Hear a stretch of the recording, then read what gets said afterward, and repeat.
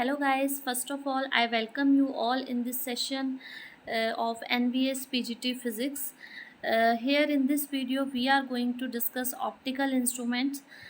कुछ उसके ऊपर MCQs हम बेस जो हैं वो डिस्कस करने वाले हैं यहाँ पे। तो यहाँ पे जो मैंने ऑप्टिकल इंस्ट्रूमेंट का पूरा थ्योरी नहीं करवाई है क्योंकि बहुत लेंथी हो जाती है वो, ठीक है।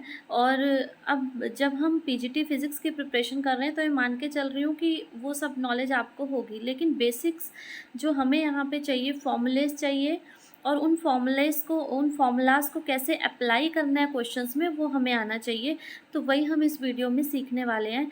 और कुछ मैंने 5 क्वेश्चंस इस वीडियो में कवर किए हैं, तो ये वीडियो ज़्यादा लंबी भी नहीं होगी लेकिन आपके लिए यूज़फुल बहुत ज़्यादा होने वाली है क्योंकि मैंने हर टाइप का एक एक क्वेश्चन इस वीडियो में लिया है।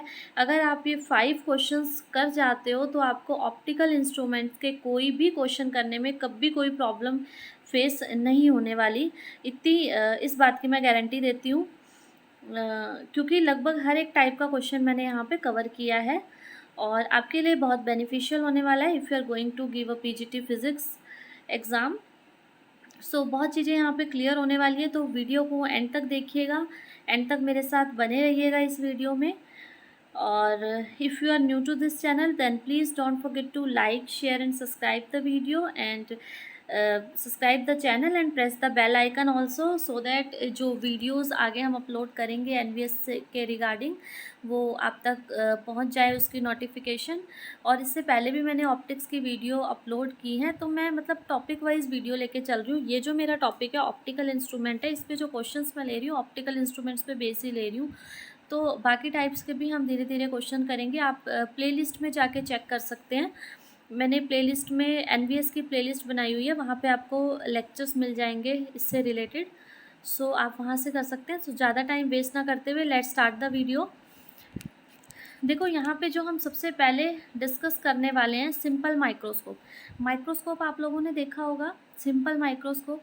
देखो माइक्रोस्कोप की ज़रूरत ही क्यों पड़ी हमें। देखो एक हम यहाँ पे जब भी हम ऑप्टिकल इंस्ट्रूमेंट की बात करते हैं तो हम यहाँ कैपिटल डी एक टर्म यूज़ करेंगे आगे हर एक क्वेश्चन में, ठीक है। तो ये कैपिटल डी क्या है, इसको हम बोलते हैं least distance of distinct vision, ठीक है। समझिए least distance of distinct vision. हम देखो हमने अपनी आइज़ के आगे कुछ रखा, ठीक है, तो हमें वो कहाँ पे क्लियरली दिखेगा। अगर मैंने ये पेन लिया, मैंने ये पेन 25 सेंटीमीटर के डिस्टेंस पे रखा है तो मुझे क्लियर शो हो रहा है, लेकिन इस पेन को अगर हम बहुत ऐसे पास से देखें तो हमें ये ब्लर शो होगा। ऐसे ही अगर हम 25 सेंटीमीटर से अवे इसको रखेंगे तो क्या होगा, इसकी इमेज धीरे धीरे छोटी होती रहेगी हमारी आंखों के लिए।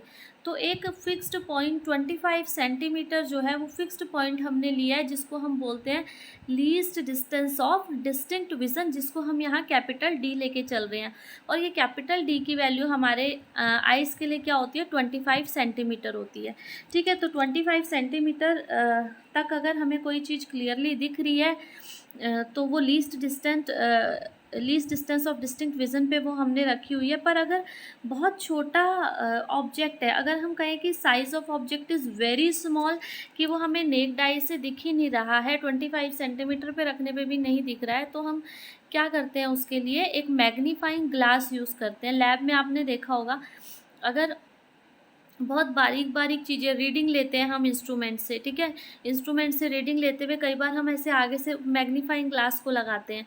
मैग्नीफाइंग ग्लास पे से क्या होता है, वो जो रीडिंग्स बहुत छोटी छोटी नज़र आ रही थी वो हमें थोड़ी बड़ी बड़ी नज़र आती हैं। तो उस ग्लास ने क्या किया, जो भी वहाँ पे हमें दिख रहा था, इमेज दिख रही थी, उसको उसने मैग्नीफाई कर दिया, या ऑब्जेक्ट दिख रहा था उसको मैग्नीफाई हमें करके उसकी इमेज प्रोवाइड करी है, ठीक है। तो सिंपल माइक्रोस्कोप हम उसी एक मैग्नीफाइंग ग्लास को हम सिंपल माइक्रोस्कोप बोलते हैं, ठीक है। यहाँ पे ऑप्टिकल इंस्ट्रूमेंट में 3 चीज़ें आती हैं, सिंपल माइक्रोस्कोप, कंपाउंड माइक्रोस्कोप और तीसरा है एस्ट्रोनॉमिकल टेलीस्कोप। तो सिंपल माइक्रोस्कोप में वो मैग्नीफाइंग ग्लास आता है जो हमें इमेज को एनलार्ज करके या ऑब्जेक्ट की इमेज दिखाता है एनलार्ज करके। तो यहाँ पे ये सिंपल एक डायग्राम मैंने शो किया हुआ है सिंपल माइक्रोस्कोप का, ठीक है। अब यहाँ पे देखो सिंपल माइक्रोस्कोप का जो डायग्राम शो किया हुआ है, इसमें क्या हो रहा है, यहाँ ये ए बी एक ऑब्जेक्ट है,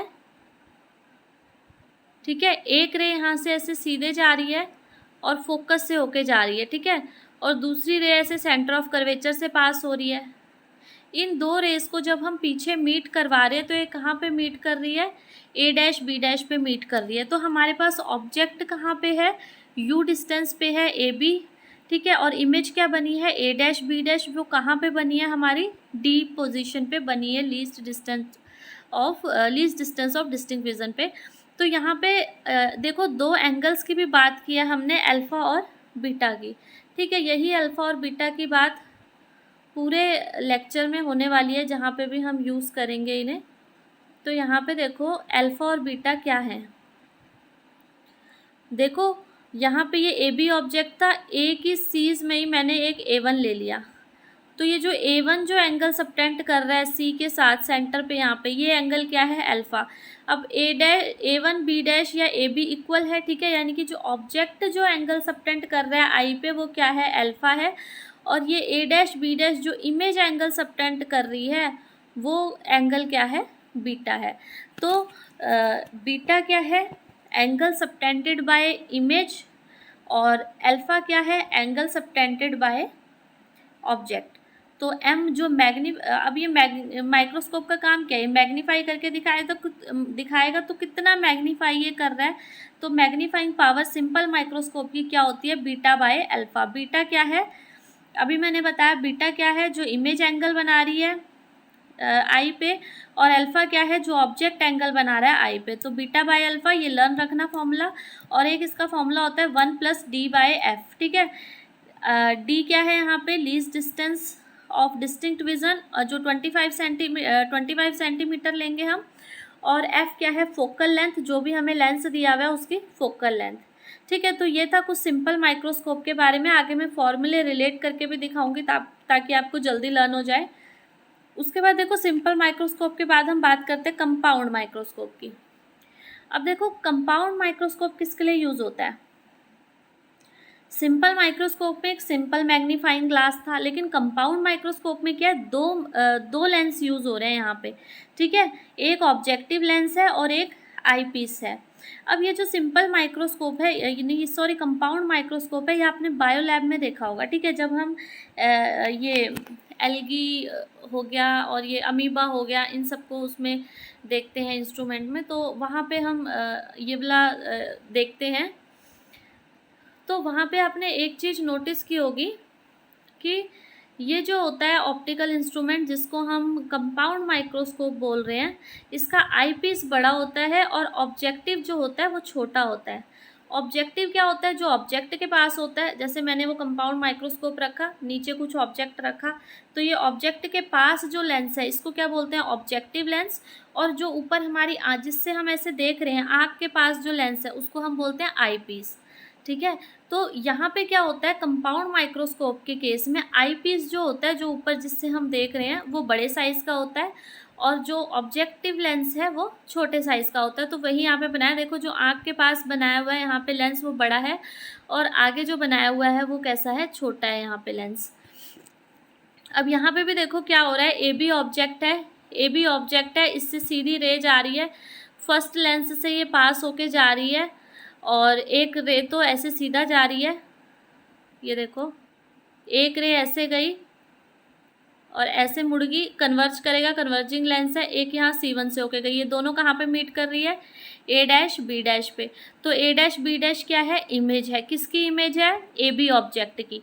ये इमेज किसने बनाई, ऑब्जेक्टिव लेंस ने, ठीक है, ऑब्जेक्टिव लेंस ने बनाई। अब दो लेंस हैं तो दोनों इमेज बनाएंगे। फर्स्ट वाले लेंस के लिए ऑब्जेक्ट क्या था, ए बी था, और इमेज क्या बन गई, ए डैश बी डैश। अब जो सेकेंड लेंस है उसके लिए क्या होगा, जो फर्स्ट लेंस की इमेज बनी है यानी कि ए डैश बी डैश, वो सेकेंड लेंस के लिए ऑब्जेक्ट का काम करेगी, ठीक है। तो ए डैश बी डैश जो है वो सेकेंड लेंस के लिए ऑब्जेक्ट का काम करेगी। तो देखो इन्हीं रेस को आगे कंटिन्यू किया है, ये रेस यहाँ पे आ रही है ऐसे, और ऐसे इस लेंस से रिफ्रैक्ट होके आइज़ में जा रही है। फिर हमने इन वाली रेस को ऐसे पीछे मिलाया और एक सेंटर ऑफ कर्वेचर से करी, तो यहाँ पे हमारे पास ये final image A double dash B double dash form होगी। ये A double dash B double dash जो इमेज है, ये इमेज हमें मिली है जो कंपाउंड माइक्रोस्कोप ने हमें बना के दी है, ठीक है। अब देखो कंपाउंड माइक्रोस्कोप में दो लेंस थे। फर्स्ट जो लेंस है वो ऑब्जेक्टिव है, ऑब्जेक्टिव ने जो इमेज बनाई वो ए डैश बी डैश बनी, और वो सेकंड वाले लेंस के लिए ऑब्जेक्ट का काम कर रही है। ठीक है। और सेकंड वाले लेंस ने जो इमेज बनाई वो कौन सी है, A double dash B double dash. ठीक है। आई होप इतना आप लोगों को क्लियर होगा। बीटा और अल्फा दोबारा बताने की ज़रूरत तो नहीं है। बीटा वही, हर फिगर में बीटा वही एंगल रहेगा जो इमेज सबटेंड कर रही है, और अल्फा रहेगा जो ऑब्जेक्ट सबटेंड कर रहा है। ठीक है। और यहाँ से एक चीज़ और देखो, जैसे मान लो यहाँ अल्फा, हमें ये अल्फा है, यहाँ पे तो नहीं, ये m यहाँ पे दे दिया। m की वैल्यू देखो बीटा बाय अल्फा आ गई, magnifying power beta by alpha, एक ये चीज़ ध्यान रखना हमेशा। दूसरा यहाँ पे देखो, अब दो लेंस है, एक ऑब्जेक्टिव है एक आईपीस है, तो दो मैग्नीफाइंग पावर होगी। थोड़ा ऑब्जेक्टिव भी मैग्नीफाई कर रहा है, देखो ए भी कितना छोटा था, ए डैश बी डैश उससे थोड़ा सा बड़ा है, और A double dash B double dash उससे भी बड़ा है। यानी कि कुछ मैग्नीफाई फर्स्ट लेंस ने किया, कुछ मैग्नीफाई उस इमेज को सेकेंड लेंस ने किया। तो ऑब्जेक्टिव का जो मैग्नीफिकेशन है, ऑब्जेक्टिव ने कितना मैग्नीफिकेशन किया, MO, ये क्या है, मैग्नीफाइंग पावर ऑब्जेक्टिव की V0 बाय U0। ठीक है। M का फॉर्मूला क्या होता है, V बाई U, तो V0 बाय U0। ठीक है। ये O किस लिए लगाया हमने, ऑब्जेक्टिव के लिए। मैग्नीफाइंग पावर किसकी, अब हम बात कर रहे हैं आईपीस की। आईपीस की क्या है, 1 + D बाय FE। जो पिछला सिंपल माइक्रोस्कोप था वहाँ हमने 1 + D बाय F लिखा था, FE या FO मेंशन नहीं किया था, क्योंकि यहाँ पे सिंपल एक ही लेंस था। ठीक है। यहाँ पे देखो दो लेंस हैं, इसलिए हमने FE मेंशन किया है।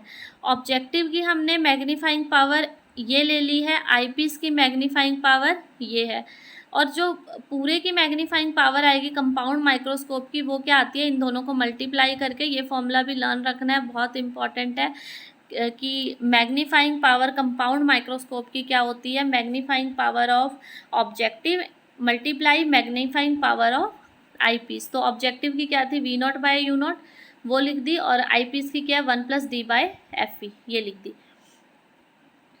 उसके बाद देखो ये जो M यहाँ पे देखो, इसको थोड़ा, अब यहाँ पे V0 को हम कई बार L लिख देते हैं, U0 को F0 लिख देते हैं। कब लिखते हैं, देखो जब U0 को हम F0 लेंगे, यानी कि ऑब्जेक्ट हम, ये हमारे पास ऑब्जेक्ट था, इसको हम थोड़ा यहाँ फोकस के पास यहाँ पे ले लेते हैं। ठीक है। तो जो ऑब्जेक्ट डिस्टेंस है वो क्या हो जाएगा, F0 हो जाएगा।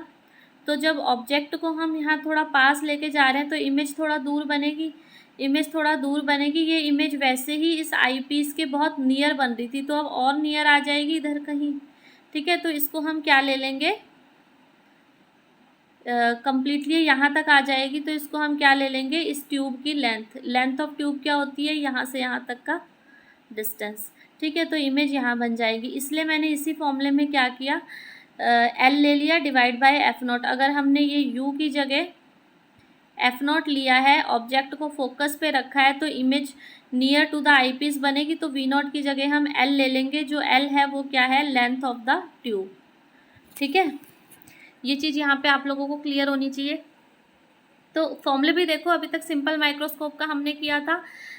मैग्नीफाइंग पावर क्या होती है, 1 + D बाय F। यहाँ पे दो लेंस आ गए, तो क्या होगा, आईपीस की 1 + D बाय FE हो जाएगी, और ऑब्जेक्टिव की V0 बाय U0 हो जाएगी। दोनों को मल्टीप्लाई कर देंगे, कंपाउंड माइक्रोस्कोप की मैग्नीफाइंग पावर आ जाएगी।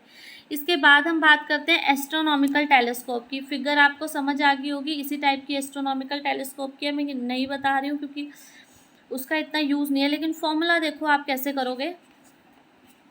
फॉर्मूला लर्न मैं करवा रही हूँ यहाँ पे आप लोगों को। एक तो बीटा बाय अल्फा फॉर्मूला वही वाला होता है इसके लिए। दूसरा क्या होता है, टेलीस्कोप की अगर मैं बात करूँ,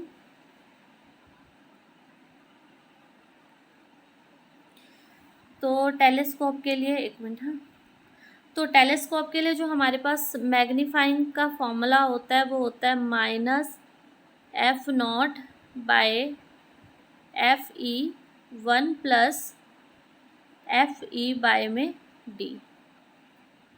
ठीक है। लर्न करने का तरीका देखो, अभी तक हम माइक्रोस्कोप में क्या कर रहे थे, 1+d/Fe कर रहे थे। अब क्या करना है, इसका रिवर्स करना है, 1+Fe/d करना है। ठीक है, टेलीस्कोप में रिवर्स करना है, 1+Fe/d करना है। तो यहाँ से इतना आ गया, और आगे हमने क्या करना है, यहाँ पे Fe है तो Fe से Fe कैंसिल होएगा, तो यहाँ पे इतना मतलब लर्न करने का तरीका है, और साथ में F0 लगा दिया, तो F0/Fe लगेगा यहाँ पे। दोनों फोकल लेंथ आएंगे डिवाइड में, ऑब्जेक्टिव की डिवाइड बाय आई पीस। इस टाइप से आप इसको लर्न कर सकते हो। बेसिक्स जो है आपको फॉर्मूले लर्न होने चाहिए। अगर आपके फॉर्मूले टिप्स पे लर्न है तो आप क्वेश्चन आराम से कर लोगे। फॉर्मूले में यहाँ पे हम कंफ्यूज हो जाते हैं कि कहाँ पे F0 आना था, कहाँ पे V0 आना था, तो ये चीज़ें ध्यान रखना आप। अब हम क्वेश्चंस करते हैं। देखो, जो फर्स्ट क्वेश्चन हम लोगों का है वो क्या है यहाँ पे, a simple telescope consisting of an objective of focal length 60 centimetre. अब देखो यहाँ पे उसने क्या दे दिया हमें, फोकल लेंथ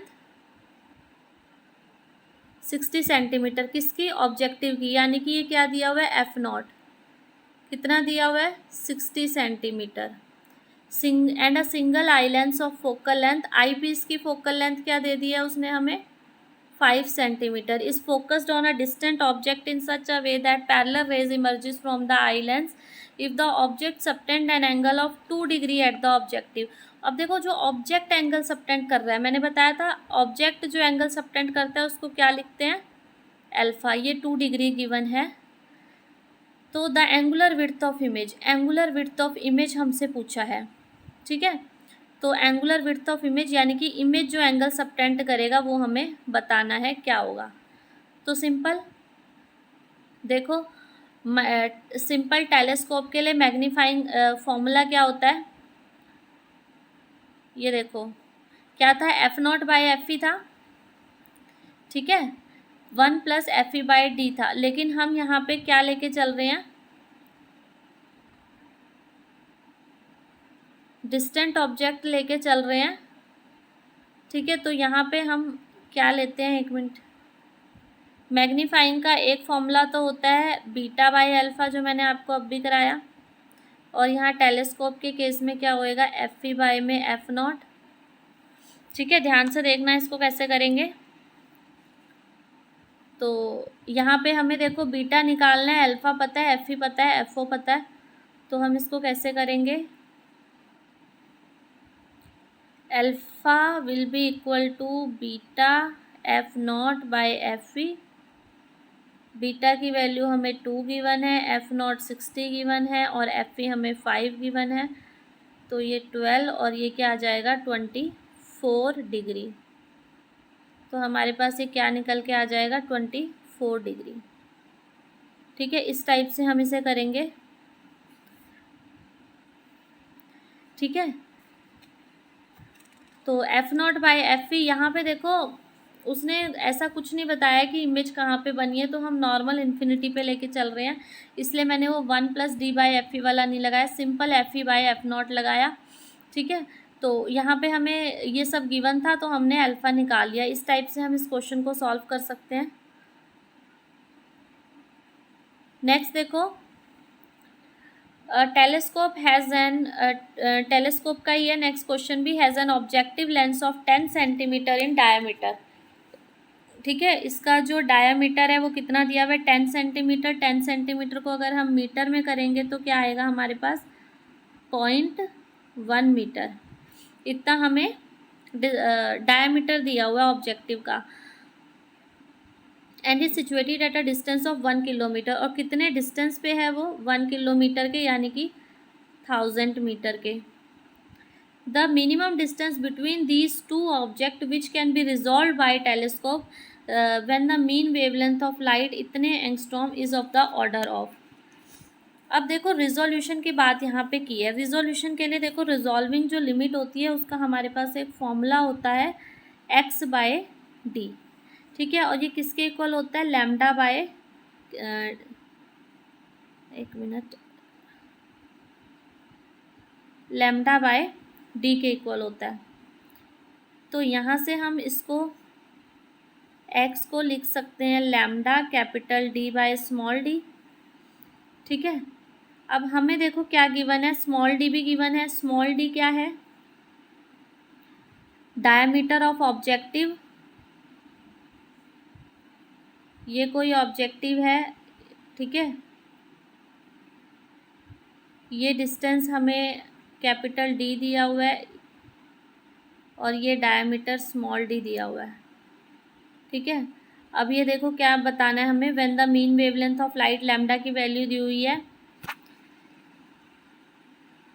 तो उनके बीच में मिनिमम, दो ऑब्जेक्ट्स के बीच में मिनिमम डिस्टेंस बताना है कि वो जस्ट रिजॉल्व हो।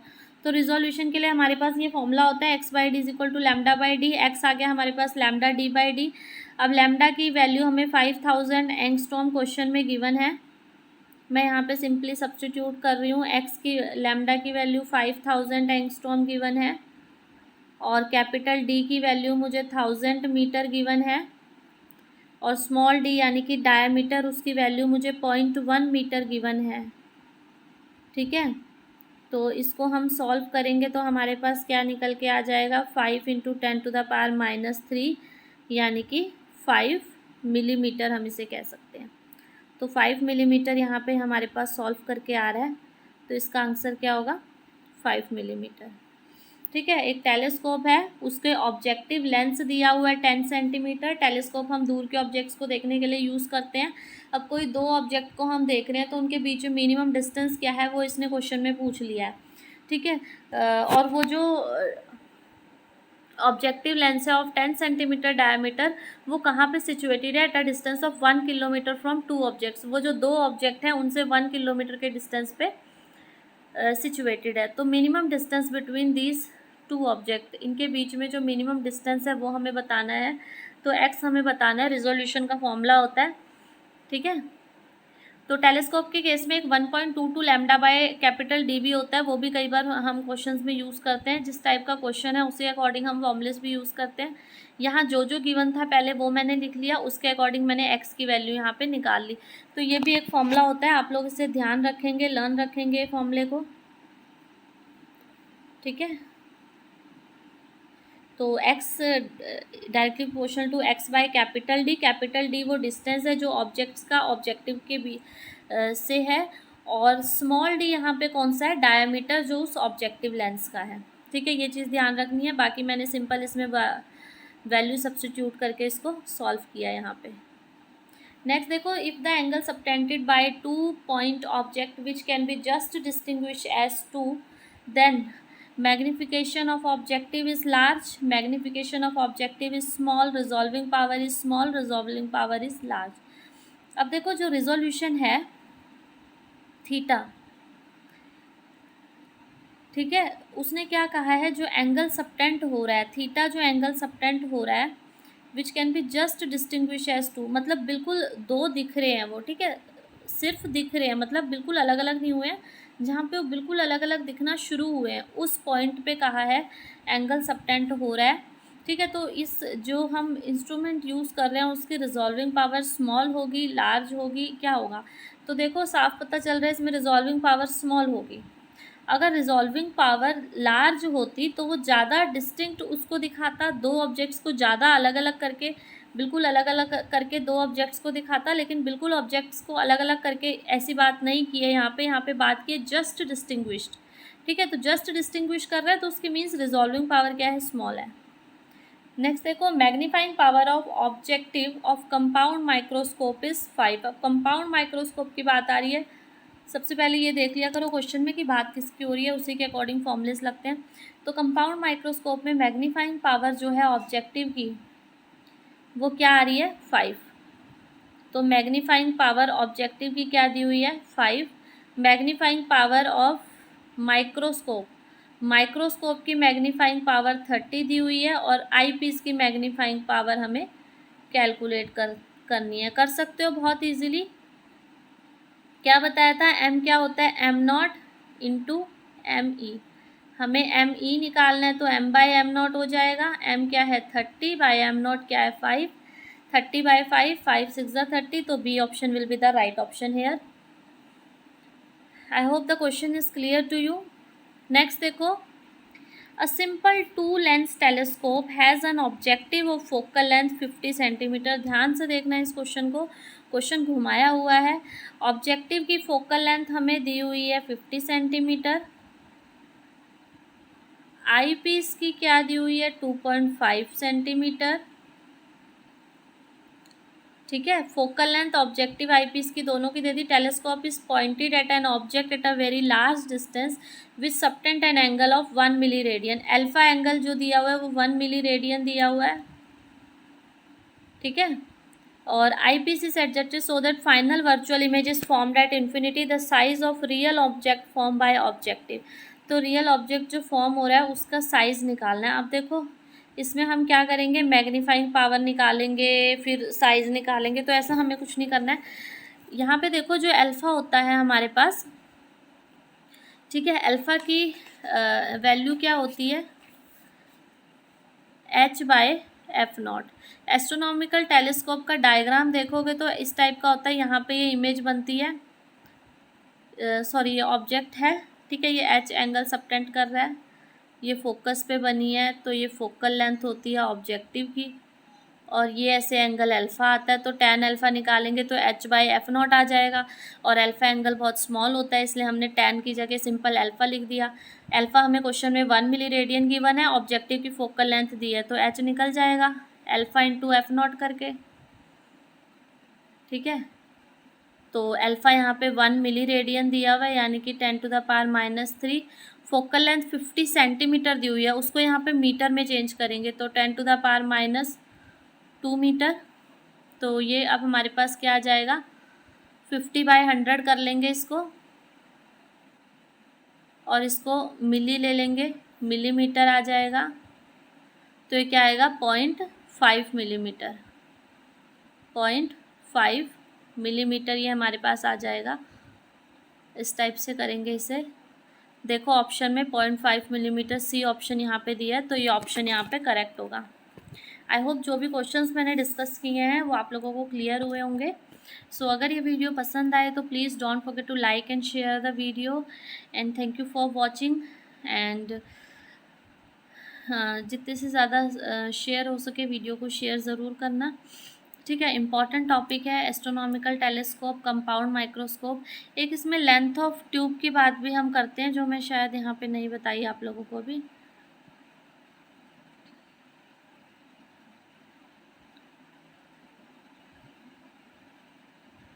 लेंथ ऑफ ट्यूब मैंने शायद डिस्कस नहीं की। लेंथ ऑफ ट्यूब पे भी कई बार क्वेश्चन आ जाता है।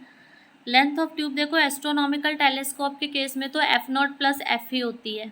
ठीक है, ऑब्जेक्टिव की फोकल लेंथ प्लस आईपीस की फोकल लेंथ दोनों का सम कर दो, वो टेलीस्कोप की क्या हो जाती है, लेंथ ऑफ ट्यूब हो जाती है।